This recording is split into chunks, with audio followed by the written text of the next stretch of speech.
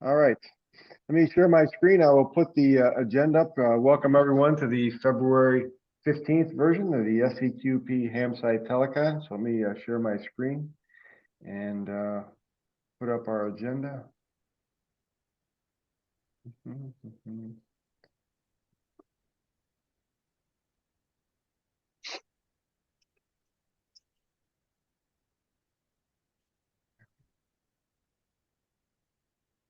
There we go. So a lot's going on today. We'll hear from Ed and tell us a little bit about Hamcation, which is a nice success. I think we've got to move one of our articles out of CQ magazine. It's probably no longer a functioning organization, unfortunately. We've gotten some nice publicity from QST, from a non-Hamsci article, and a number of other things going on. So let's let Ed have it and talk Yeah, about Hamcation.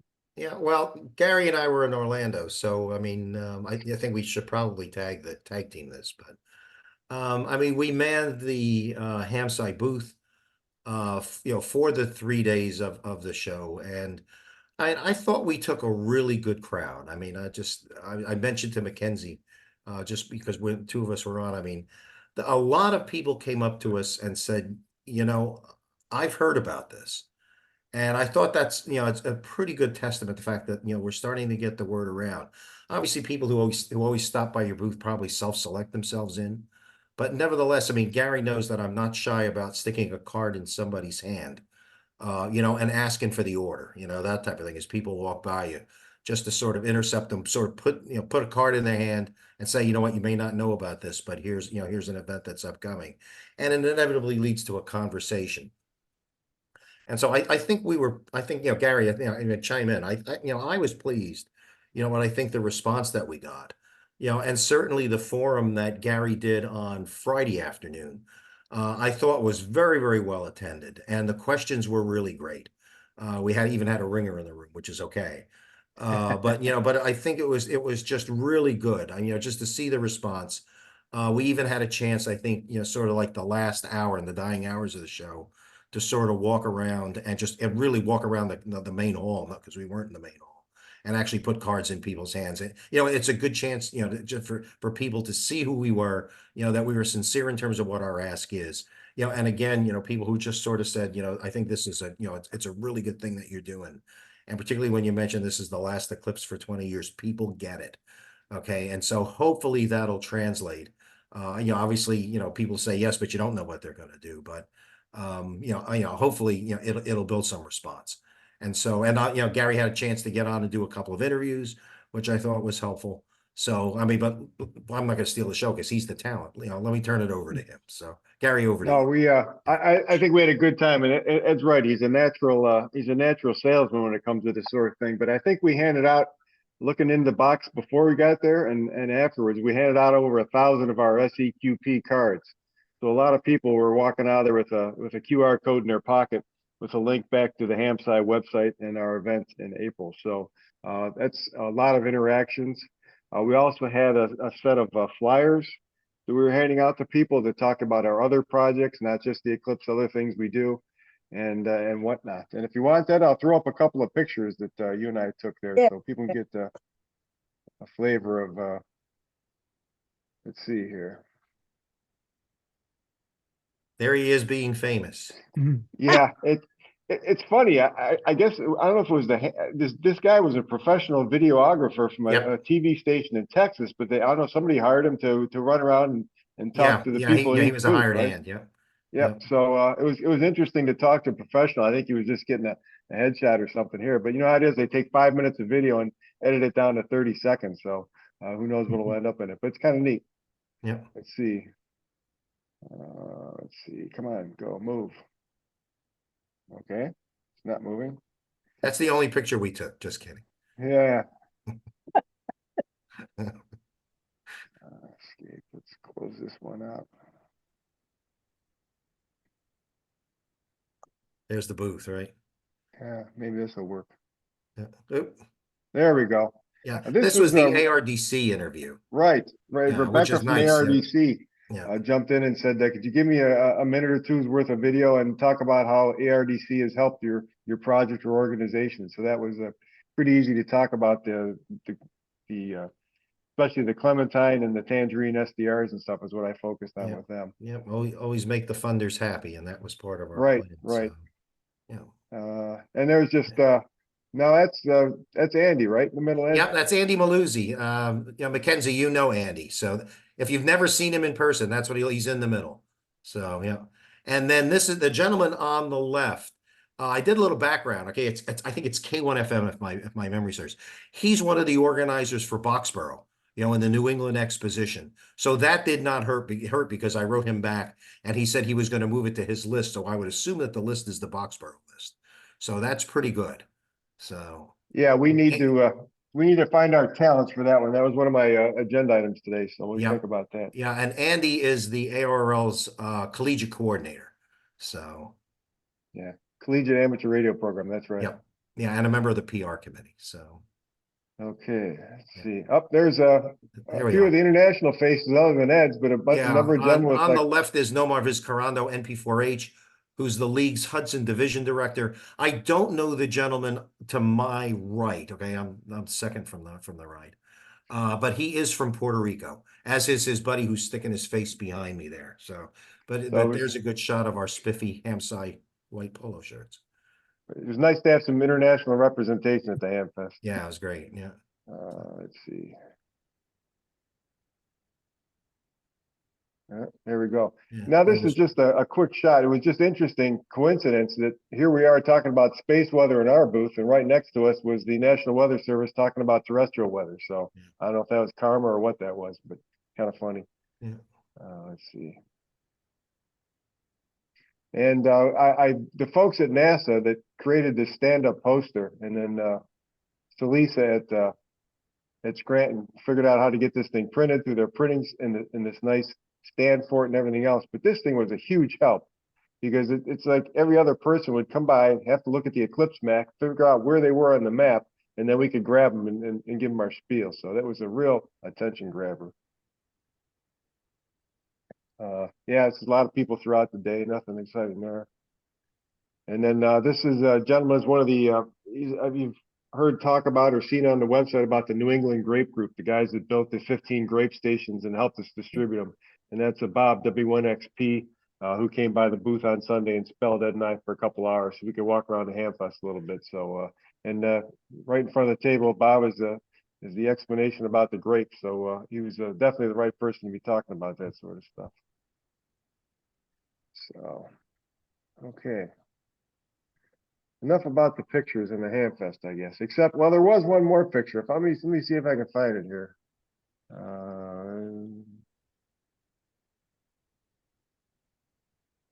So everybody goes to a Hamfest. Some people are excited about the food. I'm not a big one on fair food, but for some reason, this was right. This was a big hit, I think, because on the second day of the Hamfest, this sign came down, which tells me they sold out of pork chops on a stick. So, Yeah. that's it may be the official meal of Hamsai. Well, you can get him a Dayton. Oh gosh, well, here's something to look forward to. It lives. All right. How much does it cost? I don't know. I didn't visit. So yeah, I guess I'm not much of a reporter. I That's didn't a get good the point because facts. actually we were so busy we never grabbed lunch on Friday because with the program at 1 o'clock, and I don't remember if we ate anything on Saturday either. So No, if that was it my was options, I mean, I the would have pictures passed. don't reflect it, but it was pretty crowded. I mean, I tend to take pictures at the end of the day, and I take a lot of people in the back so that they don't recognize themselves, that type of thing. So anyway, Oh, but anyhow. I thought it was a good show, and again, I was pleasantly surprised by the response. I hope, obviously, you can only hope that it translates into people getting on the air, but certainly if the Well, workshop was any indication of the forum, I think a lot of people will participate. So it's all good. well, I'll jump ahead a slide or two here. Let's see. I think when you talk about numbers and interactions and stuff, if you look at how the Hamstein membership has grown since late June, we're up about 25% in just the number of people in the Google group that are getting the word out every time we post something. Yep. Even the Grape group has gone great guns, about 50% bigger. And the Eclipse group, and we don't post enough there probably, but even that one has grown. So Yeah. I think the word is definitely getting out. The message, people are getting to the website. They're finding the click and clicking the join Hamside button. So that's a real positive indication, I think, when our numbers That's have good. grown that much. Okay, so Ed, I think the bad news is that CQ magazine Yeah, is I'm just, ceased to for those, publish. for those, I mean, the rumor was in Orlando is that they've really gone belly up. And obviously the website is down. I've tried to email Rich Moseson, who's the editor, and a friend, and the emails have bounced. So I've got to call into him to see if we can recover the manuscript, and then see from there what we can do. Obviously, I don't want to speculate as to anything that might be happening. But nevertheless, I mean, it looks as though Rich sort of was hopeful that they might have gotten another issue out, being that Gary had a submission in there, but we have not heard anything more. And I was hoping to reach out to him today, but he hasn't gotten back. Regarding So everything else, though, I mean, everything else is in play, thanks to Mackenzie, for the final two pieces for QST and for On the Air. But I think we're really in good shape, up to it right now. In terms of podcasts, Gary's doing the ICQ over in the UK. Becky from QST has reached out to us regarding doing part of the On the Air podcast, which Gary will be doing. Thank you, Gary. We also, I think, have lined up. We're working on something else. We don't know what it is right now with the league. Bob Interbitson cornered both of us. Bob is the marketing guy at the league and wants to talk to us about something that at least the rumor had it was something that's specific around Eclipse Day, but we don't know specifically what it is. And then I've reached out to, I don't know if anybody listens to a podcast called Tank Ham Radio. Okay, this is a guy that cornered us on Sunday. And is looking to doing an interview with us. So I'm trying to find out a little bit more about that.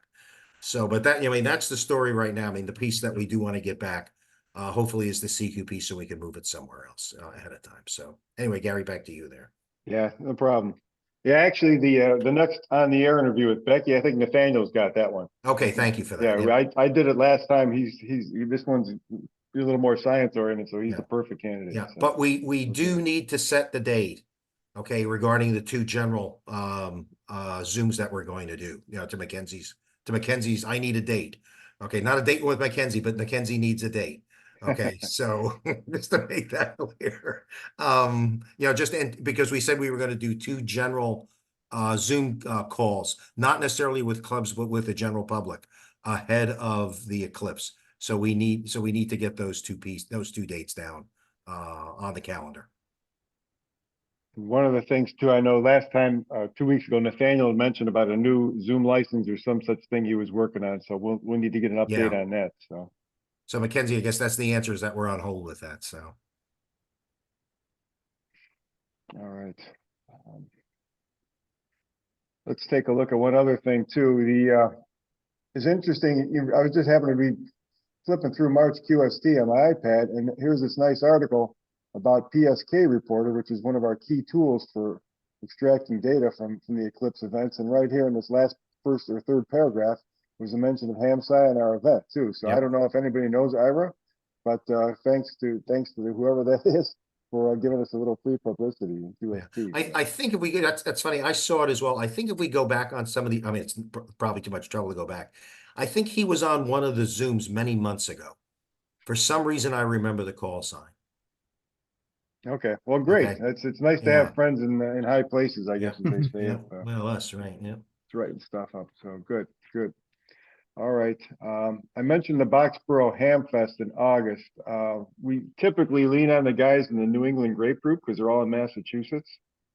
And I know they're planning on giving what should be a very interesting talk about the grape data, some of the effects we've seen in there, and how they tie into some of the propagation forecasts. So my initial thought is we ask them to reprise that again in August, and we'll see how that works. So, but I can contact them about that. Not a big deal. Let's see. We already looked at our numbers a little bit, so we don't have to go over that again. The HamSci workshop is coming along nicely. The number of abstract submissions we've received is very good. I think it's in the 30 to 40 range. Some very capable and qualified speakers and some very, very interesting topics. So the Science and Program Committee, I think, is meeting next Tuesday to start to ferret that out. And then we can have a draft of what the presentations will be for Friday and Saturday, a few weeks after that. So, and Nathaniel's leading that up with Phil and Bill Lyles and some of that group. So that's something to look forward to. The Dayton and Xenia Hamvention, there's the date, 17th through 19th of May. We've already been contacted by the Hamvention Committee. They asked us if we wanted to do a forum, a block of time in the forum and speak again. Of course, we said yes. And they've been going back and forth with Nathaniel on that. But anyhow, as we're talking about the workshop and speakers, we'll also be talking about who we might want to speak at the Hamvention. If somebody's interested in speaking, if they have a topic they'd like to talk on, most of these are about 15 minutes long. It's pretty much run up to the podium, run your fingers through your hair, do your talk, and then the next person's up 15 minutes later. They run through pretty quickly. But we're definitely looking for people from HamSci who have interesting topics that would like to speak there. All right, stop my sharing. So that's about it I have for the moment. Any questions or any other topics that anyone wants to bring up or questions about what we're doing? Yep, Mary Lou. So this is something a little different. Ed and I are working on a project to connect up amateur astronomy clubs and amateur radio clubs to do joint outreach events on the Eclipse Day. So I've made a list of astronomy clubs pretty much in the center line. I have 26 clubs from Texas to Maine, and then the corresponding ham radio clubs in their area. A couple are incomplete because I have to look at a map and decide which of several places is closer to the other place. But at any rate, I'm very much impressed at the number of ham radio clubs. They're way more than the number of astronomy clubs, like 2 or 3 to 1. So anyway, looks like it's going to be interesting. And we're writing a letter to send out to these people to encourage them to get together. I know of 2 places now that have already gotten together because I just talked to them informally. But we will see if we can get some others to do it as well. Good. Thank you for that, Mary Lou. Yeah, it sounds good. I'll have to put that on the agenda as a regular item if that's working out so well. It's good. Fantastic. I was just an hour earlier before this call, I was on a call with the citizen science group from NASA that we had met with and participated in back in Virginia back in November. And today's topic was talking about crowdsourced data. You know, when typically in astronomy, I think there was a group called Planet Patrol, where telescopes will go out and photograph stars and look for evidence of planets transiting in front of the stars. And though there can be some machine analysis or computational analysis of those images, they also depend on human beings to look at them and say, is this a planet? Is this a pair of stars that are orbiting one another? Or is it just noise? But the point of the whole presentation was a new tool called Drafty, where this kind of citizen science information can be recorded, and then people can, on a crowdsourced basis, can come in and manipulate it. At the current time, I don't know that it directly applies to HamSci, but once we get past the Eclipse, we're going to be thinking about new projects next year, and that sort of thing may apply. So it's good to know those kinds of things are out there, and tools are available for doing that kind of thing. Something I never knew is that a lot of this crowdsourced activity, or people visit a website and look at images and classify them, whether 10 at a time, or maybe they'll do 100. If they're really enthusiastic over time, they'll do 1,000 of them. There's 2 types. There's people who do it on a voluntary basis, and there's also paid crowdsourced. And who is the biggest website for, I think, for finding and locating those people? It's Amazon, believe it or not. Who knew, you know? But we'll see if it applies to HamSci in the future or whatnot. But it's just clever people doing interesting things out there all the time. It's good to be exposed to them. So, all right. Anything else? Any questions? Anything anyone wants to bring up, or I have a we're gonna end? question. Sure. Just to clarify, Gary, you said that the Zoom presentation for the general Zoom presentation for Hamsci is on hold, right? Well, we decided last time we wanted to do it 2 weeks before, or excuse me, 4 weeks before the eclipse and then 2 weeks before. But that falls in the middle of the Hamsci workshop. And I know Okay. Nathaniel wanted to participate, so I don't want to set any dates without his input. Okay. Another question, Miss West. I know you're doing the astronomy clubs and ham clubs in the path. Would you like some assistance with that? I could Sure. possibly help by looking for some ham clubs in the path Sure, for you. sure. We can always Okay. use Perry Ann on that, so. So Mackenzie, I should send you my little list of things. Do I have Yes, your please. email? I don't know. What's your email? I can put my email in the chat for you. Thank you very much. Yes, ma'am. Thanks to AB4GH by picking up a couple of presentations. So thank you, Gary. We've added a list of, I think 2 or 3 just from Hamcation, which was great. And speaking of center lines, I did a club last night, Mary Lou, in upstate New York, right by the Finger Lakes. Oh, which And, where? and they, I mean, actually, it's a good club to go back to because, you know, they're very interested. And it's one of those things where if you're on the center line, and I think we heard a lot about this, I think probably in Dayton, is that, I mean, the clubs are so stretched between doing OEM related duties that it's kind of difficult to, you know, actually watching the eclipse, you know, as well as doing sort of ham radio activities. But this club has really committed to being a participant with us for the SEQP, you know, even though they're going to be really stretched in doing a lot of other things. So Mary Lou, I'll pass on that contact to you. Okay, it's in upstate New York. Yeah, in upstate New York. I can't think of the name. The town escapes me because it's like somewhere between Binghamton, Syracuse, Rochester, and Buffalo. But it's really on the Finger Lakes when you look at it. So Ithaca. yeah. No, because that one I would know. That one I would know. So, but yeah. Okay, Anyway. great. No, this isn't no, Dan, it's not Geneva. Let me find it real fast while you No, keep you don't have talking. to find it. No, no. Keep talking. You know, after a while, everybody looks alike, you know, so. That's true. So did you, all the rest of you get the thing, the email from somebody, I think at Goddard Space Flight Center, who's looking for places to put magnetometers? Yes. Yeah. Yeah, so I've got a couple of people that might be interested or might not. Trouble is you have to dig a hole and put this thing in the ground and cover it up. And it's all snowy where they are, so do that. And Dan, it's the Skino Island Amateur Radio Club. So, You know. Never heard of it. there you go. Now we Yeah, made him famous for a night. So. The magnetometer sighting is difficult too, because they want basically a rural environment away from underground power lines and cars and traffic and that sort, which, you know, for a lot of the US and Canada, there's a lot of rural land out there, but not But everybody there's can do nobody that. there So. with a plug to put it in the wall, right? Yeah, that's true. Yeah, yep. Even a 150-foot cord they got on the thing. So.